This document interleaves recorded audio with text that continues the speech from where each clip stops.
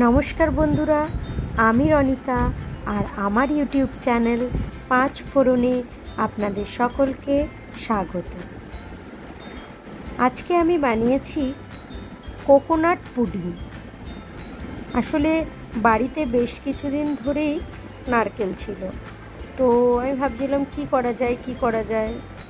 হ্যাঁ, যদিও আমরা অনেক রকমভাবেই নারকেলকে ইউজ করে থাকি, মাছেও, আমরা তো চিংড়ি মাছেও নারকেল, চিংড়ি, মালাইকারি অনেক কিছু খেয়ে থাকি, বা নিরামিষ অনেক আইটেমও দেওয়া হয়ে থাকে। আর পিঠে পায়েস তো নারকেল ছাড়া অচল। কিন্তু এই গরম বৃষ্টি মিলিয়ে একটা এরকম ড্যাম পড়া ওয়েদারের মধ্যে এই পিঠে পায়েস খেতে একদম ইচ্ছে করছে না। তো সেই কারণে আমি ভাবলাম যে ঠান্ডা কি খাওয়া যায়। তখনই মাথায় এলো কি যে একটা যদি ডেজার্ট বানানো যায়, সেটাই যেরকম মাথায় এলো সেরকম কাজও করে ফেললাম, আর সেটাই আপনাদের সাথেও শেয়ার করছি। তো আজকে আপনারা দেখতে পাচ্ছেন স্ক্রিনে রয়েছে কোকোনাট পুডিং। এটা খেতেও যেমন টেস্টি আর দেখতেও কি লোভনীয়। উপকরণটা দেখে নিই। নারকেল, একটা গোটা নারকেল কুড়িয়ে নিয়েছি, সেটাকে একটা মিক্সিং জারে নিয়ে নিচ্ছি। নিয়ে সেই নারকেলেরই জলটা যেটা আছে সেটা দিয়ে দেবো।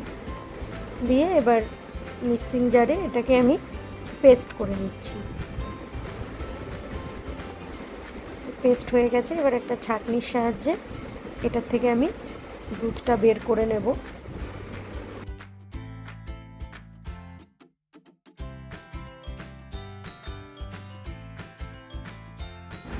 এখানে প্রথম আমি এই নারকেলটা কিছুতেই পেতাম না, মানে কি, ওনাদেরকে বোঝাতে পারতাম না। ওনারা কোকোনাট বলতে ডাব একটা ওনারা বোঝে, আর হচ্ছে শুকনো নারকেলটা ওনারা বোঝে।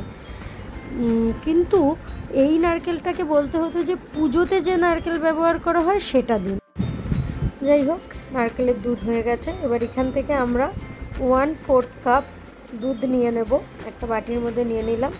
আর সেমি 1/4 কাপ কর্নফ্লাওয়ার নিলাম। নিয়ে এবার খুব ভালোভাবে এটাকে নাড়িয়ে নিতে হবে। মিক্সটা খুব ভালোভাবে করতে হবে, কোনো লাম্পস যেন না থাকে।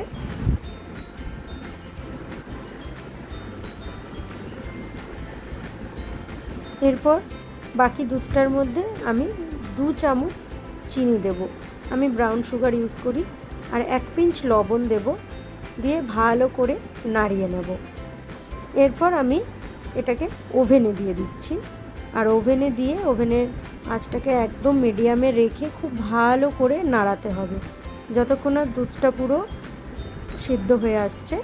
তারপর এর মধ্যে ওই কর্নফ্লাওয়ার দেওয়া দুধটা যে রেখেছিলাম সেটা দিয়েও কনস্ট্যান্ট নাড়াতে হবে।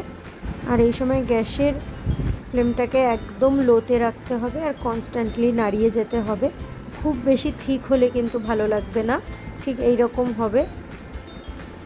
এরপর আমি গ্যাসের ফ্লেমটাকে অফ করে দেব।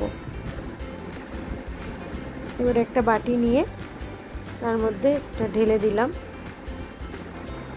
এরপর এটাকে একদম রুম টেম্পারেচারে রেখে দিতে হবে। ঠান্ডা হয়ে গেলে এটাকে এখন ফ্রিজে রেখে দেবো।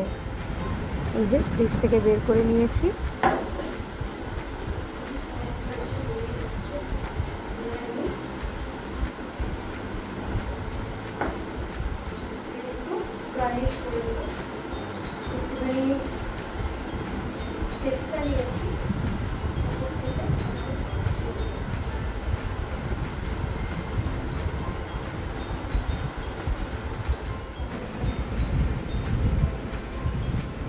পেস্তা বাদামটাকে একদম ছোটো ছোটো করে কেটে কুচো কুচো করে ওপর থেকে দিয়ে দিচ্ছি।